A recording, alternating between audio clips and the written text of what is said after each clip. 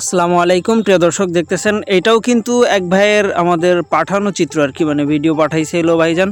ভাইয়ের গাছ থেকে বেশ ভালোই লতি আসতেছে, কিন্তু গাছের গোড়াতে এই যে কাদাগুলো আছে বা যে কচুরিপনার যে বাচ্চাগুলা বা শ্যাওলা বলে অনেক এলাকাতে, এইগুলাতে কোনো রকম সমস্যা হবে কিনা, অনেকেই কিন্তু এই ধরনের ফ্যাসিলিটির ভিতরে আছে বা এই ধরনের সমস্যার ভিতরে।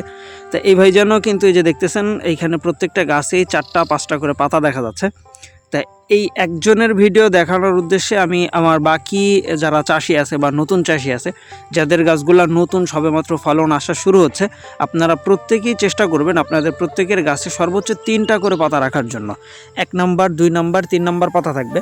4 নাম্বার এবং 5 নাম্বার পাতাটা আপনার গাছের গোড়া থেকে পরিষ্কার করে দেওয়ার জন্য চেষ্টা করবেন। তাহলে কিন্তু গাছের যে ফলনগুলা বৃদ্ধি পাবে, প্লাস লতিগুলো মোটা হবে। এই যে দেখেন, গাছের গোড়াটাও পরিষ্কার রাখতে হবে। এই যে ঠিক এভাবে এই যে ভাইজানকে বলে দেওয়া হয়েছিল। আর অনেকে প্রশ্ন করে যে ভাই, লতিকুচু চাষ করতে গেলে জমিতে সবসময়ের জন্য পানি রাখা লাগবে কিনা। তো আসলে লতিকুচু চাষের জন্য জমিতে সবসময় পানির প্রয়োজন নাই, তবে জমিটা নরমের প্রয়োজন আছে। আপনি যত বেশি নরম রাখতে পারবেন, মূলত ফলনটা কিন্তু তত বেশি আসবে। যে দেখতেছেন, তা আর যারা আছেন এই ধরনের চাষ করতেছেন বা চাষের জন্য পরিকল্পনা করতেছেন, অনেকে আছে বিভিন্ন প্রকার সমস্যার ভিতরে থাকে বা সবসময়ের জন্য এসএমএসেও হোক বা ফোন কল রিসিভ করে আসলে সমাধানটা দেওয়া সম্ভব হয়ে ওঠে না।